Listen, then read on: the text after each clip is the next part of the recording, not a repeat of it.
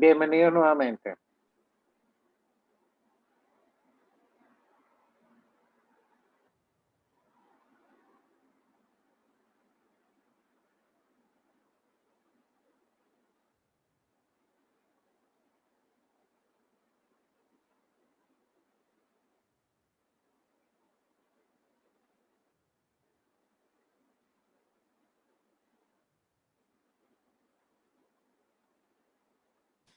Profe, yo tengo una pregunta, pero Adelante. realmente no sé si tenga cabida en este momento de la clase.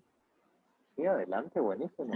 Bueno, la pregunta que tenía, y espero que usted como que o lo confirme o me diga que estoy en lo incorrecto, pero yo me recuerdo que semestres anteriores, nosotros cuando vimos arbitraje mencionamos, creo, que contra un laudo arbitral se podía intentar algún tipo de recurso, no sé, tal vez un recurso de revisión constitucional, pero que hay una crítica respecto a eso, o sea, porque si bien uno acude a estos métodos, en este caso de heterocomposición, para no acudir a la vía judicial, resulta tal vez un poco contradictorio que un laudo sea revisado por vía judicial, o sea, por el mismo Poder Judicial.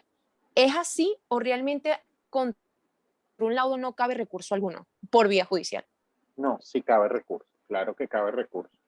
Cabe Entiendo. recurso porque son laudos de derecho, ¿sabes? En todo caso, Ok, si bien es como que se diga una especie de sustracción de la jurisdicción, exacto. donde la jurisdicción hace como una flexibilización para que otro decida por él, a la final lo va a controlar, porque no son arbitrajes de equidad, sino son arbitrajes de derecho.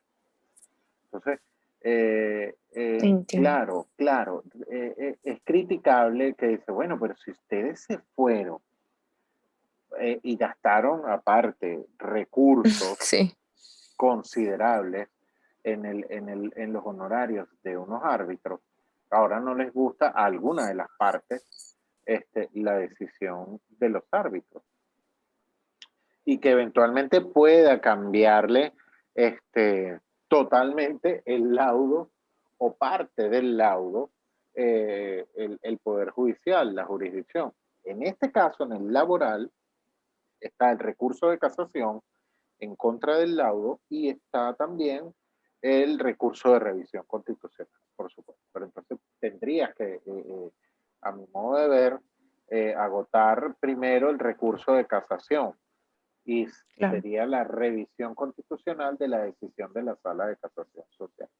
He visto revisiones de laudos arbitrales en materia colectiva, donde las partes eh, designan sus árbitros, van al arbitraje y hay una o dos cláusulas que no les termina gustando, como quedan en el contrato colectivo, concebido por los árbitros. Pero acuérdense que ya ahí no es a diferencia de un caso puntual, es la conformación de un contrato colectivo en su totalidad.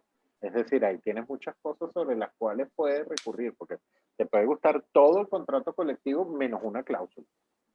Tú Claro. vas entonces a recurrir en contra de una cláusula. ¿Mm? Profe, ¿y Valentina dentro del también. mismo centro de Valentina, ¿eres tú? arbitraje? No, yo Valen... soy Michelle, mucho Ah, ok, gusto. Michelle, mucho gusto. Valentina luego tiene una pregunta. Dentro del centro de arbitraje, no conozco, aparte no es mi materia, cualquier cosa que te diga, pues puede estar eh, más en el error que en lo correcto. Pero pienso Claro. que sí se puede, sí pueden eh, recurrir en contra del arbitraje. Si los árbitros lamentablemente yerran o el laudo realmente, o el laudo arbitral lamentablemente yerra o es contrario a disposiciones expresas de la Constitución, ¿quién lo va a corregir? Tiene que corregirlo, pues, la instancia correspondiente, en este caso el Tribunal Supremo de Justicia. La sala, imagino que tal vez como lo laboral, tiene que ser la sala de la especialidad en la cual esté sometido. Y si hay un control jurisdiccional. De allí que cada una de las partes, pues, elija su árbitro, ¿no? Para que Claro. es en quien tú confías. Y esa terna también puede ser presentada, puede haber objeciones respecto de los árbitros en cuanto a la junta arbitral. Pero sí, si yo pienso, me inclino a pensar por lo pronto este, que sí se puede recurrir del laudo arbitral porque en todo caso son laudos de derecho. Tienen que estar ajustados a Entiendo. derecho. Gracias, profe. De nada. Teníamos otra pregunta de... Sí, profe mía. Ajá, ajá. Buenas tardes. Buenas tardes. Profe, lo que yo veo, y es una pregunta, o sea, es más un comentario que una pregunta, que independientemente el arbitraje es un medio alternativo de resolución de conflictos guiado por una independencia de los poderes públicos. Entonces lo que yo veo aquí es que no hay un arbitraje en sí mismo, sino es como un arbitraje dentro del Poder Judicial, ¿no? Sí y no. ¿Cómo es eso? Ajá. La ley lo promueve. La ley lo promueve en este arbitraje y lo que hay es la asistencia del juez para el nombramiento de la terna, para presentarle a ellos quiénes son los árbitros y luego él se entrega el expediente a los árbitros. Va a reposar obviamente el expediente en el archivo o sede del circuito judicial respectivo. Pero los árbitros, una vez juramentados y tal por el juez de la causa, digamos así, que ya vienen previamente juramentados por el Tribunal Supremo de Justicia, ellos se van a reunir cuando dispongan en la sede del circuito judicial. No podrá ser, no, nos vamos a reunir en la quinta tal de uno de los árbitros. No, todo está controlado. O sea, van a ser como unos invitados al circuito judicial y habrá que habilitarles una sala de audiencia y demás, ¿saben? Donde las partes irán, tal. Es como que el recinto judicial es el mismo, solo que van a venir unos importados acá a dictar ese laudo procesal y a realizar las audiencias. ¿Me explico? Sí. O sea, que esta junta arbitral sería, en otras palabras, el tribunal arbitral que siempre hemos visto en arbitraje. Correcto, tal cual, Ok. tal cual. Gracias, profe. Solo que en nuestro pequeño escenario laboral. Bueno, como lo dice el Buenísimo. artículo Gracias. 140, el artículo 140 y 141, acá también María Fernanda también y Aníbal tienen unas preguntas. Vamos a darle un pelín al final porque de repente las aclaramos y así adelantamos, ya no nos queda casi nada. Bueno, los requisitos están previstos en el artículo 140, en el artículo 141 pues está lo que es la juramentación, tenemos también pues las formas en que tienen que ser recusados, porque en todo caso allí, si fue abogado de una de las partes, no puede ser árbitro, ¿sabes? Entonces son las mismas causales previstas en el artículo 31.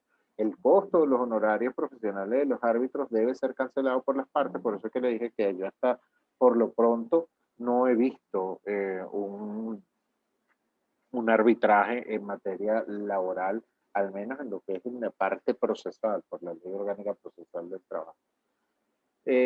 Muchas veces se dice que si la ley dispone el beneficio de pobreza para el trabajador, si no pudiese pagar los honorarios fijados, y entonces pues hay que hacer otro procedimiento para el beneficio de pobreza, decalarlo pobre y que el Estado eventualmente pague los honorarios del árbitro.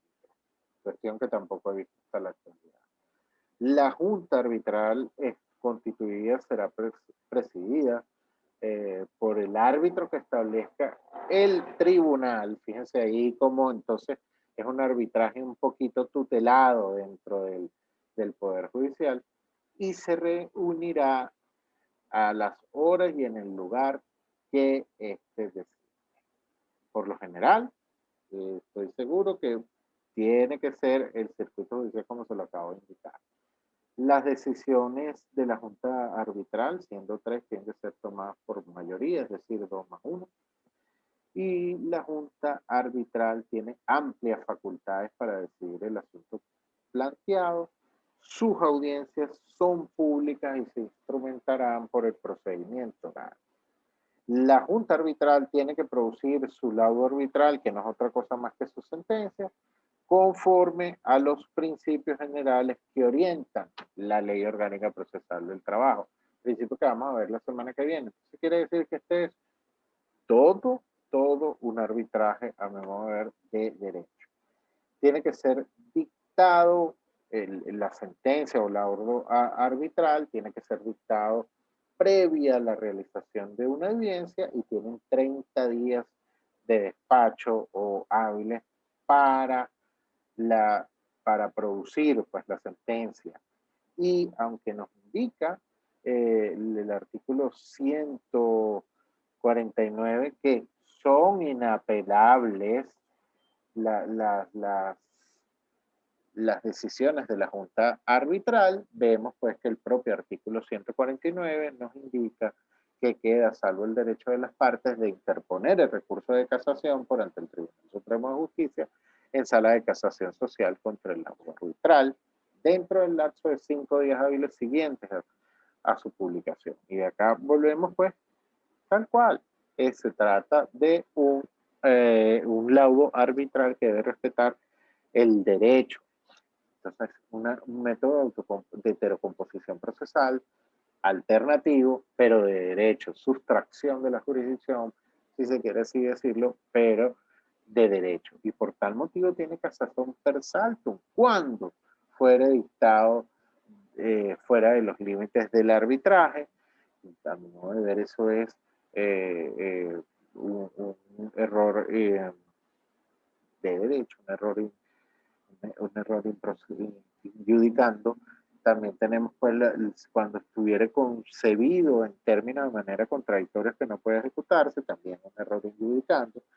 Y también procede el arbitraje cuando hay errores en el procedimiento, o quiere decir que no se observaron las formalidades sustanciales, y siempre que la nulidad no haya sido subsanada por el consentimiento de las partes a no reclamar oportunamente en contra de ella. Tiene que exceder la cuantía prevista en el artículo 167 de la Ley Orgánica Procesal del Trabajo. Y ahora sí, vamos a todas las preguntas que ustedes quieran bien realizar. Teníamos por allí a... ¿Quién tenía preguntas? Profe, yo tenía una. Ajá. ¿Quién habla? Perdón. Carmen. Carmen. Profe, bueno, primero con relación a lo que estaba preguntando Valentina, era, bueno, que me surgió la duda si más bien podría haber arbitraje de equidad en materia laboral. Bueno, porque si es así, ¿quién revisa en caso de insatisfacción o sea, que la respuesta al arbitraje no genere una respuesta favorable para las partes o que alguna de ellas no esté de acuerdo, qué sé yo? ¿Cómo se revisaría eso? Y también, bueno, me surgió otra duda porque estaba leyendo un artículo de la OEA que explica cómo ha sido el uso de estos métodos en Latinoamérica y expone unos casos interesantes de materia laboral. Y ellos dicen que en países como Argentina, Uruguay y Perú es obligatorio necesariamente la mediación y la conciliación antes de siquiera pensar en la tramitación judicial. Sé que, bueno, ese no es el caso en Venezuela, pero quería preguntar si la tendencia es a eso, justamente eventualmente disminuir los procesos judiciales en cuanto a los temas laborales utilizando estos métodos, ¿no? Sí, te respondo tu pregunta. Bueno, no existe el arbitraje de equidad en lo que es la materia laboral. Como vimos de las normas anteriores, está previsto el arbitraje como un arbitraje de derecho. De hecho, tiene casación per saltum porque si está solicitado en la primera instancia, tiene que ser solicitado en la primera instancia. O sea, ya al haber una sentencia de primera instancia no podría solicitarse un arbitraje en contra ya ante el juzgado superior. Lo ideal es que sea en la fase de mediación, en la primera fase, que es donde está contenida pues, el núcleo duro de los métodos de métodos alternativos a la resolución de conflictos. Respondiendo a tu primera pregunta, no está previsto dentro de la legislación procesal laboral venezolana el arbitraje de equidad. En cuanto a que debe ser obligatorio procurar los métodos alternativos a la resolución de conflictos en Venezuela en materia laboral, sí, es obligatorio.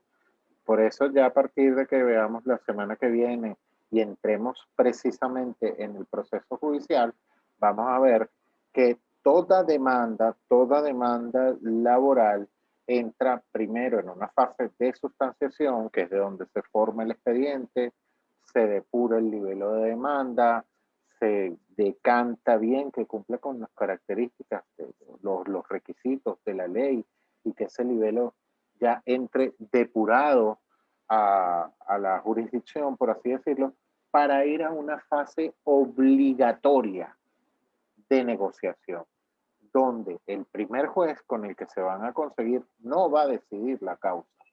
Él lo que va es a procurar, a persuadir a las partes a que lleguen a un acuerdo a través de la mediación, de la conciliación y, en definitiva, un método de autocomposición procesal. Nosotros, en Venezuela, de hecho, la Ley Orgánica Procesal del Trabajo, a pesar de ser una ley tan cortica de 202 artículos, si mal no recuerdo, en su momento, en el año 2003, que en el año 2002, pues que ya entró en vigencia, 207 artículos. Llegó a un porcentaje en ciertos circuitos judiciales de 98% de mediación. 98% de mediación. Esto quiere decir que si entraron 100 demandas, 98 se resolvieron en la fase preliminar, es decir, mediante mediación. Y 2 causas, es decir, 2 expedientes, 2 demandas, nada más pasaron a la fase de juicio. Esto es increíble el nivel en el momento que nosotros llegamos. Llegamos pues al porcentaje de mediación. Tanto que el modelo peruano se copia de lo que es los principios y la ley orgánica procesal del trabajo venezolano. Algo de lo cual nosotros podemos estar orgullosos porque es una ley propia nuestra, fue muy criticada en su momento y fíjense ahora, no sé si ustedes han visto por allí que hay unos tweets, hay hasta un pronunciamiento de la Academia de Ciencias Políticas y Jurídicas, pues donde respecto al Código de Procedimiento Civil, que están resolviendo en una comisión allí que parece entre gallos y medianoche, y toman como ejemplo cuando se discutió la Ley Orgánica Procesal del Trabajo en el año 2000, que fue a universidades, a la sociedad civil, los magistrados, pues que fueron los que la promovieron, fueron con su ley a todos los lugares discutiendo. Se discutía en aquel entonces que era una locura no hacer la notificación, la citación, la comparecencia, el emplazamiento de la demanda mediante citación personal y por qué ahora lo iban a cambiar a una notificación, que por qué no se acompañaba el nivel de la demanda con compulsa y orden de comparecencia. Y bueno, eso fue muy criticado. Lamentablemente, pues en los últimos 10 años esto vino de más a menos progresivamente muy rápido y está en los niveles que hay ahora. Y yo creo que es por el tema económico que vivimos, por el tema de la falta de recursos que vivimos, pero esto es una ley muy exitosa. como vimos al principio de la clase, no es obligatorio mediar, pero es obligatorio pasar por un tamiz de la mediación. Tanto es así que si no asiste, o sea, tú puedes decir, mira, no voy a la mediación, está bien, no voy, el contumaz, pues. Y si no vas, hay una consecuencia jurídica, y la consecuencia jurídica es que hay una admisión de hechos. Si es la primera oportunidad que hace, confeso totalmente. Entonces es obligatorio asistir. Este procedimiento también entonces hace algo muy bueno, y es que voltea la forma de la promoción de las pruebas. Es decir, varía el orden. Nosotros estamos acostumbrados y estábamos acostumbrados, y en todo procedimiento judicial es así, que usted primero va, presenta el libelo, contesta la demanda y luego se abre a prueba. Acá es diferente. Acá, al no haber una mediación, una mediación positiva, inmediatamente pues se declara, primero se asiste a la audiencia preliminar y se promueven las pruebas para que el juez de sustanciación mediación pueda observar. Sí, Carmen, es así, es una práctica uniforme en muchísimos países de Latinoamérica, y Perú tomó nuestra ley. En la audiencia preliminar, antes de contestar la demanda, antes de dar contestación a la demanda, ya se promueven las pruebas. Y de no haber negociación, entonces se declara cerrada la audiencia preliminar y se da contestación a la demanda. Como ustedes pueden observar o oír, primero se promueven las pruebas para luego contestar la demanda. Aquí hubo un cambio de paradigma en lo que es la Ley Orgánica Procesal del Trabajo al respecto. ¿Quién más tiene preguntas, inquietudes por ahí? Bueno, profesor, yo tenía una pregunta respecto a cuando usted había nombrado el tema de la negociación colectiva y el arbitraje, y también iba más o menos por el mismo orden que la de Valentina, porque si al final, o sea, si al final todo está sometido en ese caso, en la negociación colectiva, a lo que considera el inspector del trabajo en ese caso, entonces realmente tampoco sería así como un arbitraje, digamos, en su más pura versión, o sería más o menos como usted dijo, de quizás como también más asemejado al que se hace dentro del Poder Judicial. En el caso del arbitraje, cuando en materia colectiva, tengo entendido, ahí no soy especialista totalmente, pero en materia colectiva, cuando ya las partes se someten al arbitraje, pasa al ámbito semijurisdiccional, por así decirlo. Ya la Junta Arbitral decide, y el recurso en contra de alguna de las cláusulas o de todo el laudo arbitral lo va a conocer es la jurisdicción. Ya no lo va a conocer allí el Ministerio del Trabajo, llámese inspector del trabajo, llámese inspector nacional del trabajo, de la negociación y otros asuntos colectivos, porque ya pues le quitaste totalmente lo que fue el expediente de la negociación colectiva.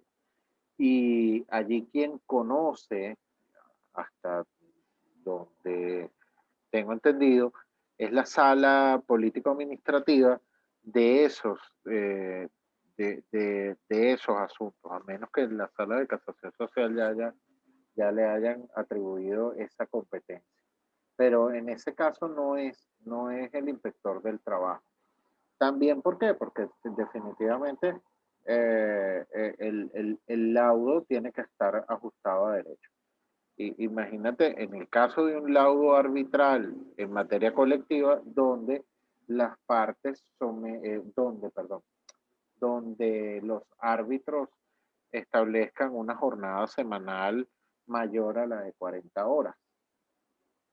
Ya sabemos que la propia constitución nos indica que la jornada no puede ser superior a 40 horas. Entonces, diga que en esa empresa, por el laudo arbitral, ordena o establece que la jornada laboral en esa empresa va a ser de 45 horas, la jornada normal, o sea, ordinaria. inmediatamente a quien no le convenga, que en este caso, digamos, el sindicato que representa a los trabajadores recurrirá de esa cláusula en específico.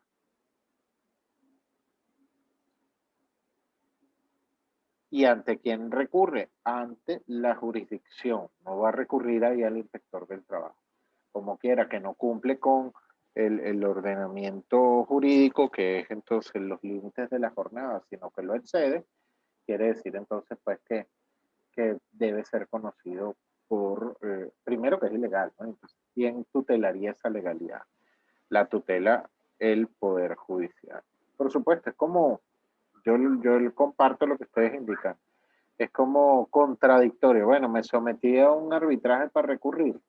No, si la intención es que si te sometes a un arbitraje, pagaste unos árbitros, los cuales escogiste aparte de una terna de gente calificada y controlaste también que el otro eligiese a alguien con calificada solvencia académica, por así decirlo, vas a estar recurriendo a eso.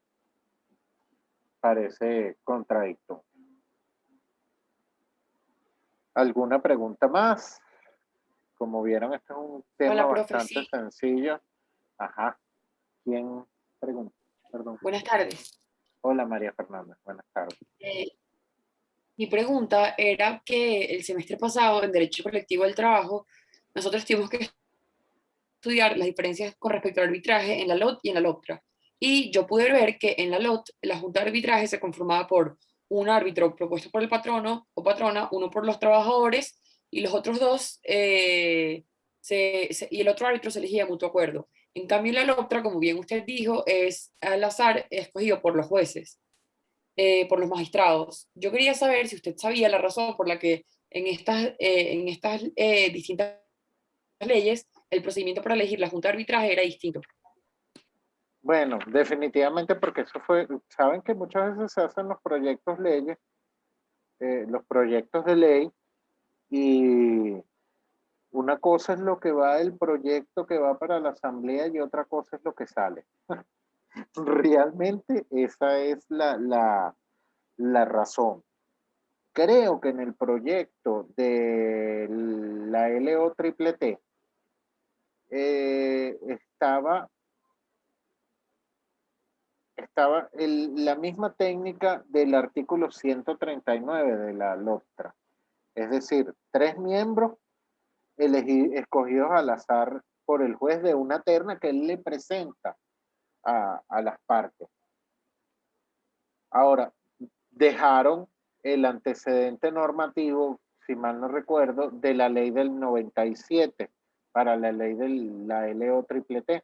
Es decir, dejaron lo que estaba previsto en la LOT, lo clásico, para lo que es el tema del arbitraje en materia ante el Ministerio del Trabajo. Pero sí, en efecto, las diferencias son sustanciales en cuanto a la manera como van a escoger los árbitros. En la LOCTRA son menos y en la LOT son más árbitros. Lo que sí es un hecho es que cada una de sus, tienen las partes pues que cancelar los honorarios de estos árbitros. En el caso allá también es porque, bueno, al agotarse la negociación, no hay negociación, no hay negociación, no hay negociación de ese contrato colectivo, entonces pues no es que decide el inspector, sino que ya va obligatoriamente a la fase arbitral, así lo entiendo yo, o terminen ya la parte agotada solicitándole al inspector el nombramiento de esa fase arbitral. Entonces, de hecho, ahí sí en la poca experiencia que tengo, a uno lo amenazan en el Ministerio del Trabajo. Bueno, si no llegan a acuerdo, se irán a arbitraje. Si no llegan a acuerdo, se irán a arbitraje, ¿no? En lo que es en el caso en el escenario ante el Ministerio del Trabajo. Pero en el escenario judicial, sí es diferente. Decirte que supiese la razón por la cual en un lado lo establecieron, en una ley lo establecieron de otra manera y de otra, no lo sé. Una cosa es lo que va a la asamblea para su discusión de aprobación y otra cosa la que salga. Imagino que es eso, asambleas legislativas diferentes, congresos diferentes, momentos políticos diferentes también que dieron lugar a eso, o que prefirieron dejar la fórmula que estaba prevista en la Ley Orgánica del Trabajo en 1997 respecto al nombramiento de los árbitros para lo que es la negociación colectiva. Ok, gracias, profesor. Gracias a usted por preguntarme. Bueno, jóvenes, repito, ahora al terminar la clase, subimos esta clase que de hoy, que es muy sencilla. A partir de la semana que viene ya empezamos con temas más largos y más densos. Y ya porque comenzamos con los principios y entramos pues a lo que es la parte del procedimiento jurisdiccional, que es el núcleo duro de la materia.